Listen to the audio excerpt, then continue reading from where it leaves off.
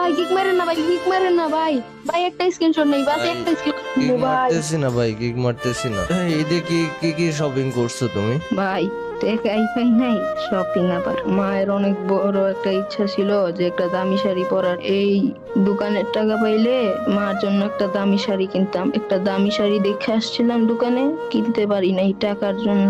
এর জন্য আমি দোকানে কাজ করতেছিলাম, 12 দিন পর বার করে দিছি। তুমি ই করো, নাম্বারটা দাও, তোমার বিকাশ নাম্বার দাও। ভাই আমার তো বিকাশ নাই, আমার আম্মুর বিকাশ আছে। আচ্ছা দাও, আন্টিরটাই দাও।